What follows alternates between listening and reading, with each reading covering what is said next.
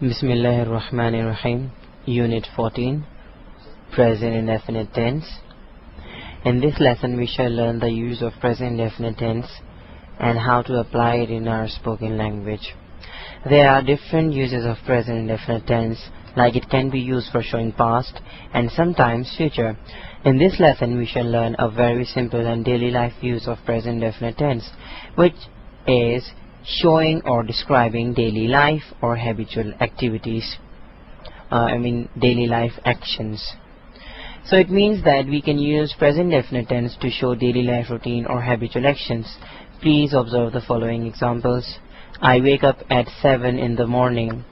It's a daily life action. The above sentence tells us about when a person usually wakes up. In this sentence I'm talking about an ordinary day in my life. Observe the next sentence. I visit my uncle twice a week. In this sentence I'm not describing a daily life action. Instead I am describing a habitual action which I do twice a week. In both of the examples there is no time mentioned. I mean to say that both of the sentences do not show any time, because when I say I wake up at 7 in the morning, I'm not talking about yesterday, today or tomorrow. Actually I'm talking about every time. This means that this action was present in past, it is present in present, and most probably it will be in future. So remember that when you want to express daily life routine or habitual action, use present indefinite tense. When you use present indefinite tense to show daily life routine or habitual actions, it does not show any time. Instead it shows all of the times. Now we look at structure of present indefinite tense affirmative sentences, and the structure is subject plus verbs first form plus object.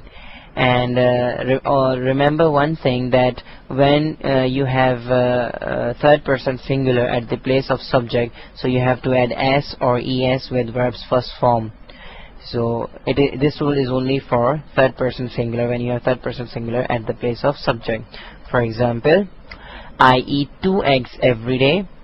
So there is no s or es with verb eat, you can see. And observe sentence B. He eats 2 eggs every day.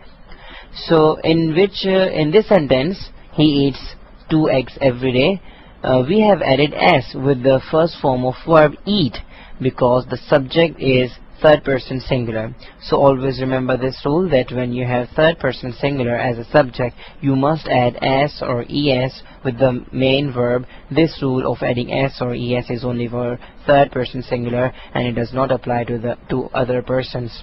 Here a question arises, with which verbs we add s and with which verbs we add es? The usual rule is to add s. For example, he drinks 2 cups of coffee every day. So the usual rule is to add s, right? But if a verb ends at sh, ch, s, o or x, we have to add es with such kind of verbs. For example, he teaches.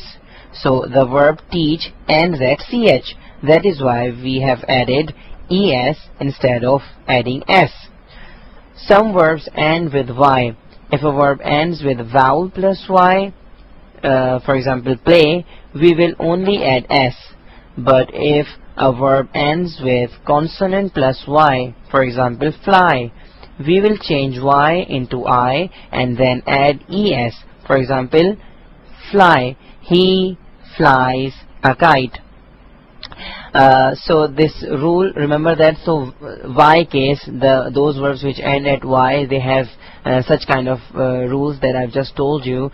So again I would like to inform you not to add s or es with any other person, even with third person plural. This rule of adding s or es is only for third person singular.